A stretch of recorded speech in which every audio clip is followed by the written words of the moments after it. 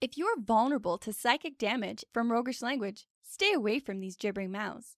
But if you intend on listening to this podcast about enriching your fantastical group hallucinations, you're too far gone already.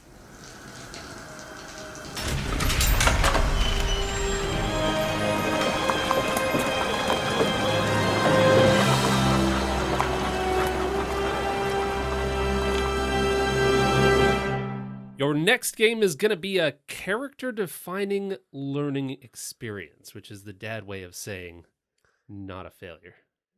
It's going to make them squish crap. Their pants. That doesn't make any sense. Moving on. In this episode, we find some answers to what can a player do to make failure more satisfying. And how does a DM make sure to plot failure and success options in their game? And how to play out failures on both the player and the DM side. Welcome to the Hook and Chance podcast. I'm Jordan. I'm Travis. I'm his brother. Stop stepping on my line. Who knows what goes where? So I just witnessed the weirdest shit in the world, and to give you a little peek behind the curtain here, Jordan has 5, I count, 1, 2, 3, 4, 5 vessels of liquid, which I'm not sure how he's not pissing his pants currently. I need options. No, let's recount the options here. You've got water, you've got a cup of coffee, Yep. You have a bubbly fizzy water, and then you have a wild blonde Lil Pip ale. Yeah. And then another glass of water. So you've got 2 glasses of water, beer, Got my caffeine. more water, caffeine. Got my uppers, my downers. And the weirdest shit that I ever saw was you trying to drink from the carbonated water and from the blonde ale, 2 cans exactly at the same time. Kind of like seeing if I could create a grapefruit blonde ale. Yeah. lighten things up a little. When I said, "What the actual fuck are you doing? That is going to end horribly," what was your response? I have to fail on my terms. Which is very core to our episode topic today. Yeah, I was inspired. Well, and it didn't end well. I barely dribbled. You- I mean, the flavor was bad. I'll admit that. It's a failed experiment. In previous episodes, we talked about failure, just really what that meant on kind of a like not denying characters certain actions. Yeah, the whole yes and being put into practice. You know, when you succeed on something as a character, the DM can give you a yes and. When you fail to pick the lock on the door, you give them a no but. And that is really important in terms of basically just not shutting characters down when they're in the middle of trying to do something. And it makes, it keeps that narrative going forward. It doesn't make the player feel kind of shitty, like their character's inept. Yeah. You were unsuccessful, but here's why, or here's this, or here's another element. Because the games that we like to play, we always like to keep the action moving forward. As soon as you say flat out no, that makes it so that either people have to figure out a puzzle, or they can't do anything, or things like that. Whenever I hear DMs, doing that chortle guffaw, ha ha ha, I had another TPK. That hurts my tender little heart. Oh, yeah. And I think this is very kind of core to D&D, and there are some people that play for the numbers. And, a TPK is just you didn't get high enough numbers. Yeah. But then there's a whole other group of players that are playing for the role-playing aspect, that are playing to feel something, deep and rich stories and character growth and that kind of thing. And in that sense, a TPK is just a huge, huge no on like the biggest, grandest scale. Is like everyone died. That is no. That is just no more adventure. Shut down. And the threat of failure, of course, is what makes D&D interesting, so you can't take it out altogether. Too many successes and the party just doing whatever, whenever. Oh yeah, there's no drama left if failure is taken out of the scenario. They're memorable and awesome. Like some of the greatest moments in my D&D games have been when somebody failed at something. So this episode's just about how to say no but in a story sense. In the biggest sense of a no but. But. No but. Let's go to the strategy stateroom. This is the Strategy Stateroom, where inventive and cunning tactics are crafted for when they're needed most. Okay, so the first step to pulling off failure as a DM that drives the story forward is to plan for failure, but not just for failure. Plan for... You want to be... I'm lost already. Planning a failure to plan is a plan to Sure. Prep and failure and plan. So get everything that we've said out of your head. Strike that from the record. That sucked. One of the biggest takeaways from our conversations about this topic was to let players succeed or fail based on their own decisions. Trying to figure out how to do that is really challenging. You're walking a pretty fine line when making sure that you give players agency enough that when the consequences of their actions and the results are laid out and before them, they don't feel like they were just pushed in that direction, but that it was a decision that they made and that they have all of the agency in the world to arrive at their own conclusions. I think one of the best ways this came out in our home games was in this one pretty massive encounter that you had DM'd, and it's a pretty simple concept, but it just played out really well. There was a group of raiders that was coming into all of these farms in this area, and they were wiping out these farms one by one. All the survivors were going to this main central farm that was pretty well defended, and we, as the party, were going there to help however we could. With that, there was quite a large set-piece battle that ensued. And there was a farmhouse, and all of the survivors huddled up in there, and of course the raiders are attacking. Within there, the battle went in your favor. You mopped most of them up. Yeah, we did a pretty good job taking care of different groups. It was still using all of our resources, and we were kind of all over the place. We weren't all fighting as one unit because there was so many things happening. And that was really just to try to achieve a sense of awe and drama in that scene by having the wheat fields around the farm catch fire due to some of the things that the players did, having the farmhouse also catch fire as a result, protecting all of the surviving farmers in one central location while you were trying to hold off the attackers. Like, there was a lot going on within that combat. Yeah, and how it all culminated. The epic moment that came out of that encounter was when one of the players in our games, playing a character named Belstair, was a little bit farther out from the central point than every other character. And he saw the big bad guy, the leader of these bandits, fleeing the scene after we'd mopped up most of his crew. And he made the decision to go after him, to try and take him down. To run through a burning field, to chase after a gigantic, badass orc clan leader through the burning fields to face off one-on-one because the rest of the party wasn't available. But he knew that that had to be done. He knew that that big bad had to be stopped. And so in a very dramatic final fight, Belstair battled and clashed with this orc leader in the midst of this chaos and fell as his friends were trying to reach him to back him up. And my character, Wibble, a tiny little deep gnome monk, was the first one to reach him, but at that point he'd already failed 2 death saving throws. I did everything I could within that one turn. I was not able to stabilize him, and he rolled that 3rd death saving throw, and that was the end of Belstair. Died in the arms of Wibble, very dramatically. Indeed. Now that was a pretty epic moment because of all the decisions that led up to it.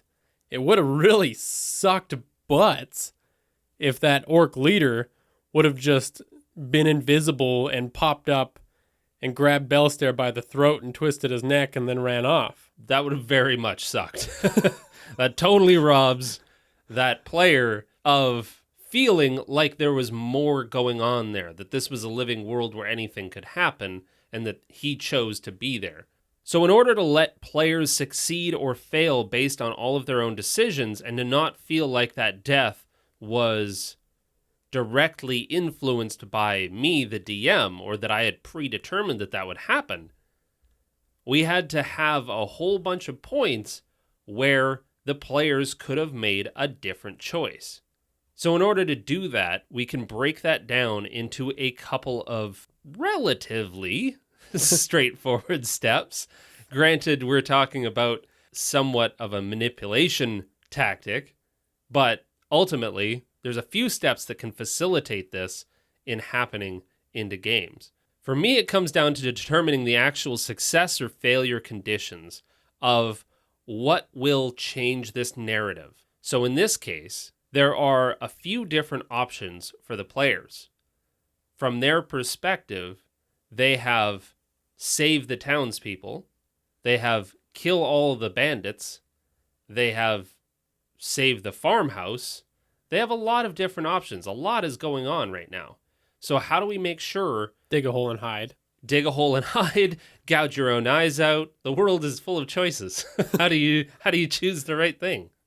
Well, determining that success or failure condition is kind of that first step. And for me, when I was going into planning this set piece out, I had determined that if they were able to stop the leader, the attacks would stop.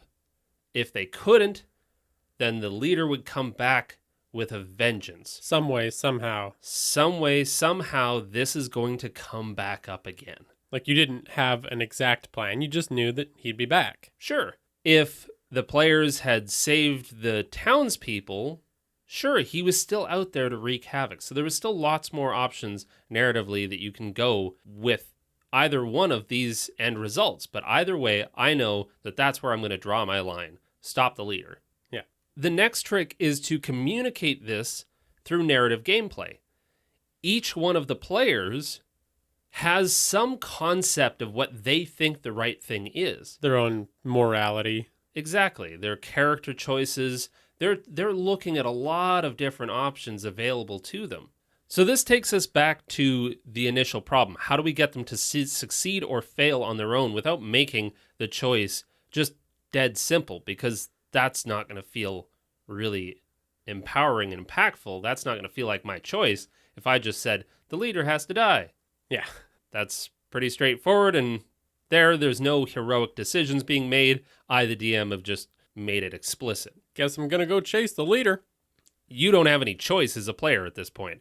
However, if I very subtly communicate the narrative decision that I've made as the condition, then I can not have to plan for the world of options that are available to me as a DM and the many different things that the players can do.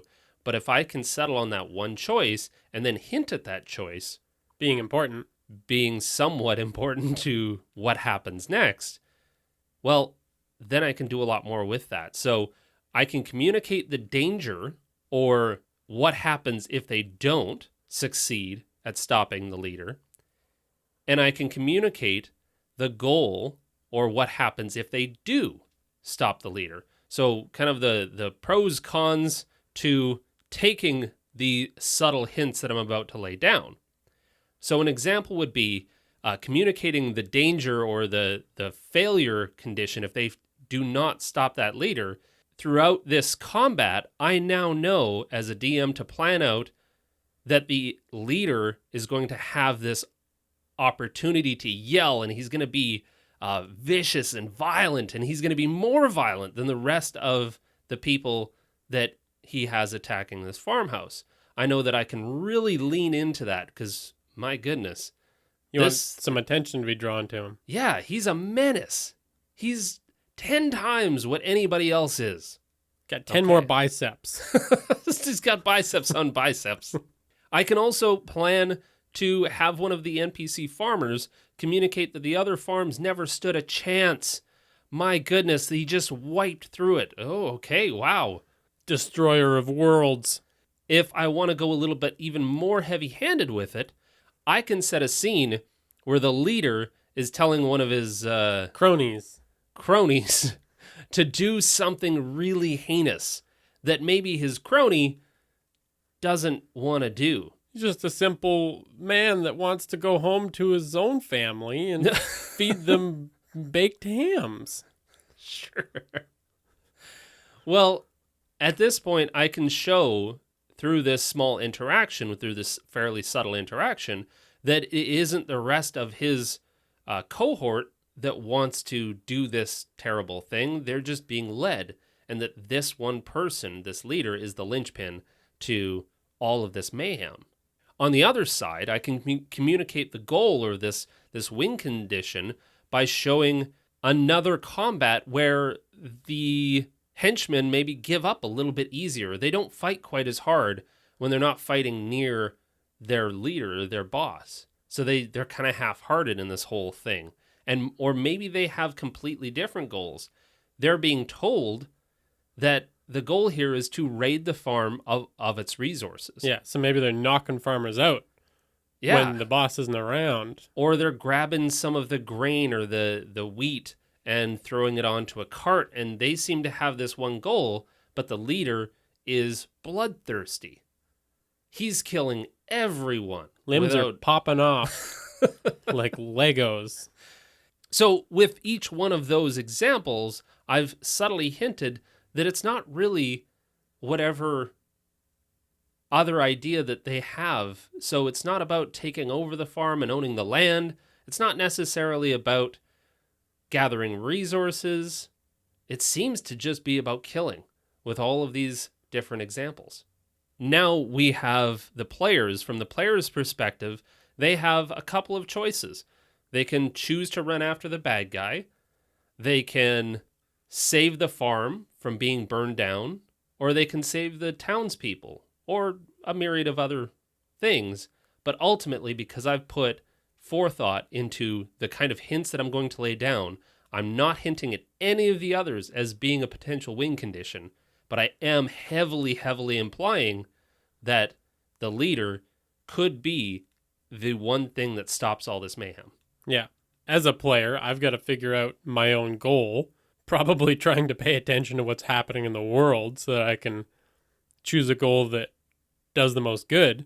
But the reason that this gives me such choice is because Wibble is a pretty moral dude.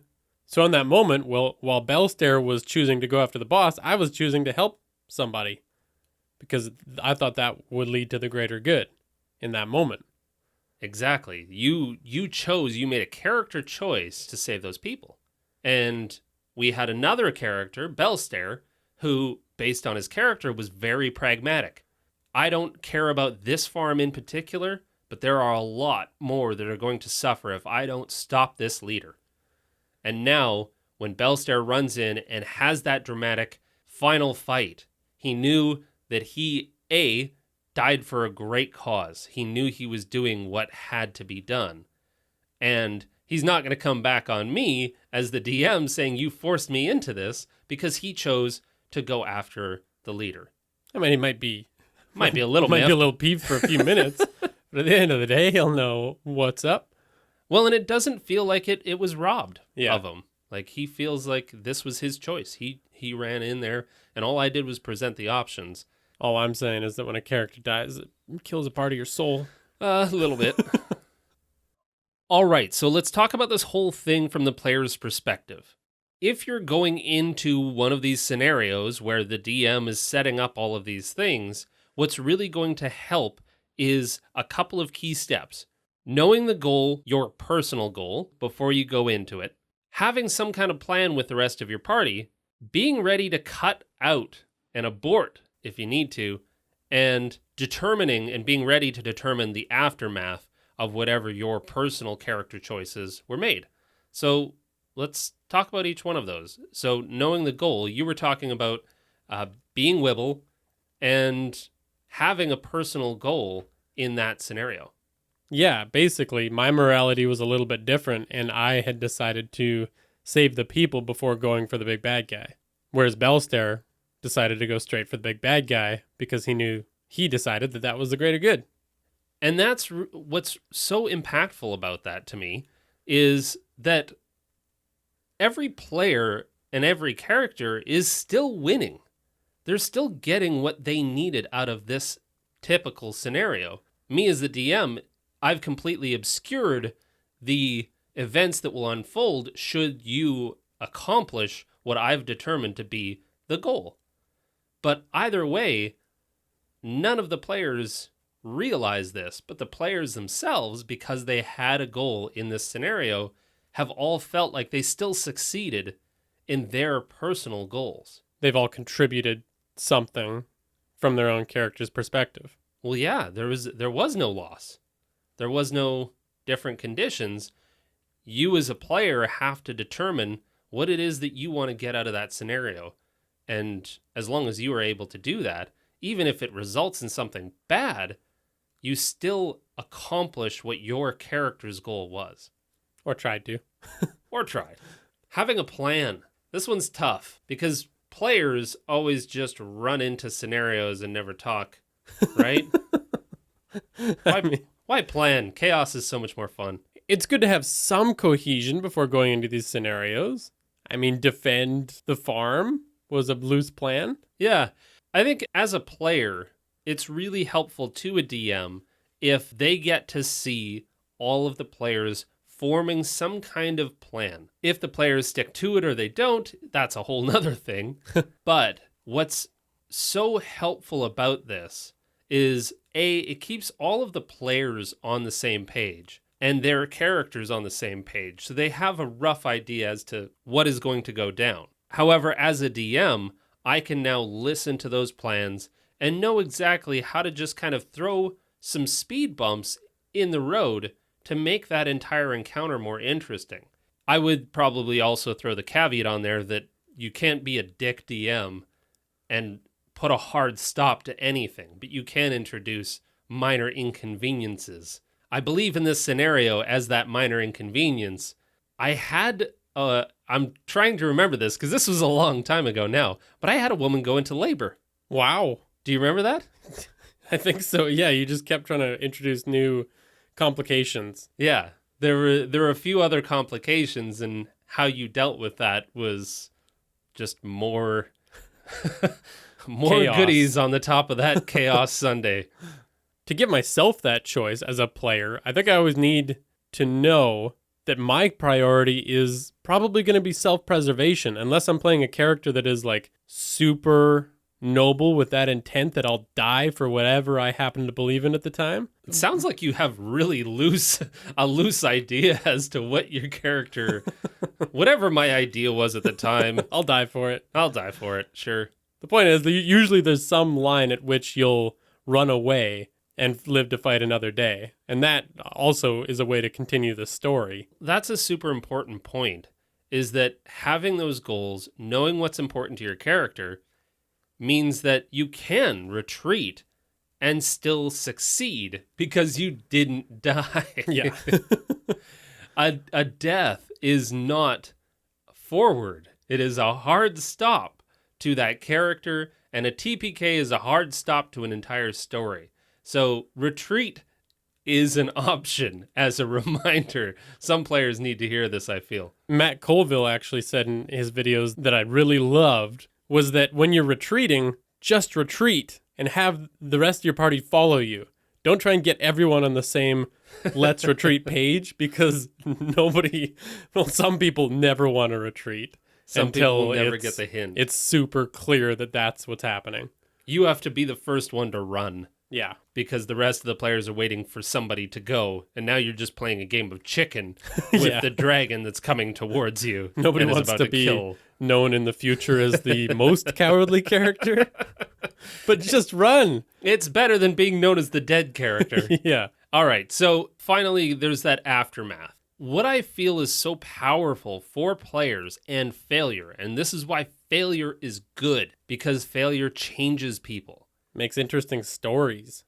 I mean, if you think of any good story of any hero, it's full of failure and challenges, and overcoming those is the whole point. If you have a character that has those few traits, what you can do after your character does experience failure, but does somehow survive.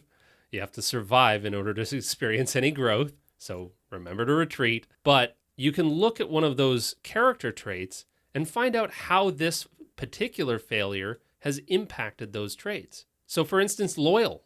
If your character's trait is loyal, but you had to retreat. Does that change how they feel? Sure hope so. Especially if that character had to retreat without all of the party. I mean, if your core character trait is that you're just incredibly loyal, then your character is going to feel different when they had to retreat, but couldn't retreat while literally holding on to the arms of every party member.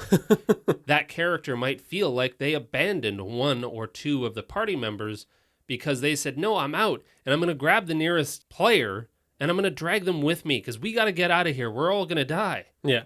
But if you left those other two players at the front lines and left it up to them to retreat, your character might feel like maybe they're being disloyal now, and they might make a different decision in the next battle. Or there's an option there, at least, to create some kind of character-defining moment to say, oh my God, I'm never gonna let that happen again. For sure. I mean, with Wibble, I'd say that one of his character traits was being cautious, generally. But that, after having Belstare go down and not being able to save him, he kind of turned into the one that ran in first, because that meant that none of his friends were going to die if he was at the front. He would die first. Yeah. Wasn't the most logical, it didn't make tons of sense as far as the party's well-being went, but just based on his experiences. People's emotional decisions rarely make logical sense. Heck yeah.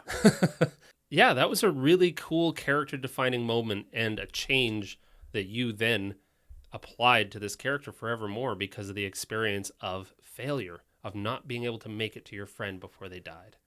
And again, that's a major milestone in Wibble's story, just like the fact that no Batman movie has ever just been him punching out bad guys and giving a wink at the camera. Made it to the end, and Batman never experienced any challenge. This was the greatest Batman movie of all time. He's really on top of his game, that Batman. Take that, Bane. Take that, Scarecrow. I'm the good guy. So to wrap this up, the final point is going back to the DM side. Oh, shit. Why is that a bad thing? Because we were talking about me. Oh, anyways, yes, I'm a DM too. Back to the DM side. So if we go back to the DM side, we have how is the story affected? So at the very beginning, we were talking about that A or B choice. Did they accomplish the goal that you set, or did they accomplish a different goal that meant more to them, but didn't actually nail the criteria of saying, hey, this determines how this story forks from here on? So let's say that they didn't capture the bad guy, which they didn't actually. You guys let him get away. Yeah, we sure did. Well, you were tending to your wounded. And crying in the dirt. So now there is this severely wounded, bandless, bloodthirsty psycho running around these farmlands. That's going to have an impact. That'll probably take care of itself. And a failure can give just as much forward momentum as a success. In fact, potentially more. So yeah, you kill the bad guy, but now what? Now we need a new adventure. Yeah. But that failure means that now you have to deal with this threat. He's going to get bigger, stronger, badder. He's going to get spikes on his armor now. The bionic orc. He's going to get spikes in his eyes. He's going to spike out your eyes with his eyes. Sounds like less of a threat now. They call me Spike Eyes. The only real failure among these kinds of encounters is a TPK. That's the ultimate failure. Unless what? Your party wakes up in the 9 hells. Ah, see, that's a continuation of a story, sure. True. But that's just it. And this is a little bit controversial among, I'd say, a lot of DMs. Well, I think it's just different playstyles. The playstyle we prefer goes in this direction. It says that a TPK is the end of the game, so why would you want to purposefully go there? Yeah, I've met a lot of DMs that they treat TPKs like they're notches on a belt. They're like, yeah, I've killed 5 parties. I'm not sure why you're proud of that, but granted, that is, again, my playstyle. Yeah. All that says to me is just that there was 5 games that were completely cut short and the narrative was ended. And then we had to start playing a new game. And then I had to do a whole bunch more work. I've put all this work into this story. Let's continue it. Let's make sure that there's a way to keep going. I think the best kind of failure in a campaign is this kind of failure. I didn't meet this criteria, and now here's all of these repercussions. And it's just a really cool opportunity to invite a living, breathing world into your games. Because again, TPK doesn't lead anywhere, but world repercussions where townspeople are now talking about this massacre that happened at a farm. And yes, the people were saved, but there's, have you heard that there's this bloodthirsty orc that's roaming the hillsides, cutting down everybody that he sees? Now I'm feeling bad. Now Wibble's reconsidering his actions. The orc has been asking about and describing the people that cut him down. Uh-oh, time for a disguise. The characters are now having to react. This is kind of like if you have seen the very first episode of The Witcher. If you've played the games or seen this show, you know that Geralt of Rivia is known as the Butcher of Blaviken. And watch the first episode of The Witcher if you haven't already.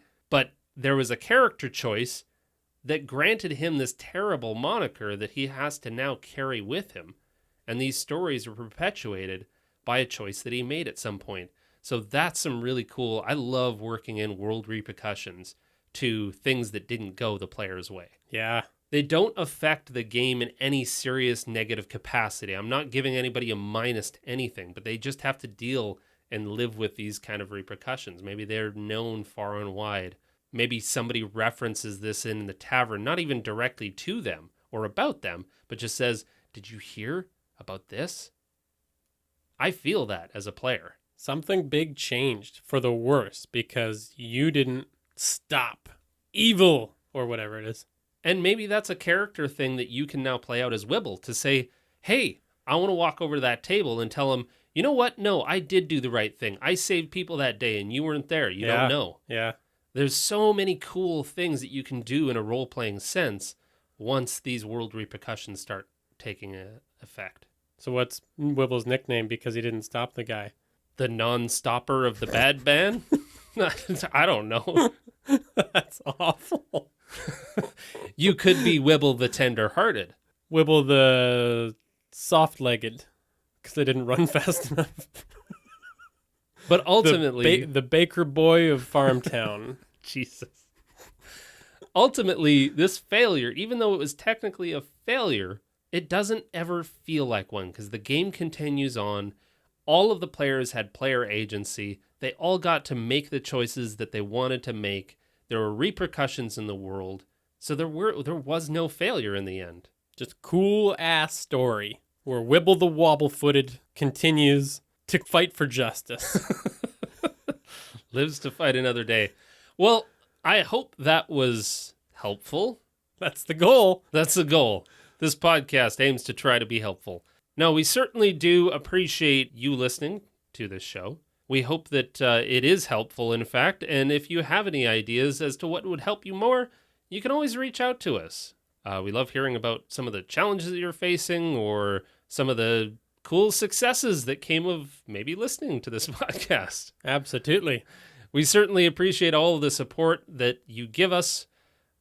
Feel free to tell somebody. And you'd be surprised, we're not so mega rock star grandiose in this podcast that we can't tell when somebody has shared something on Twitter about this show, because you see the little spikes, you see the blips, and to us they're actually pretty huge. Oh yeah.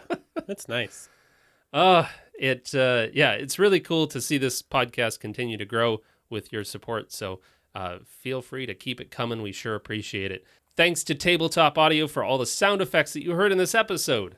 You can follow us at Hook and Chance on Twitter, Facebook, Instagram, Discord, or Reddit. Thanks for listening and play fail great for games. Fun. It's fun. Is it? Yeah. I suppose if you do it right. That's why I mixed beer and bubbly. Gross.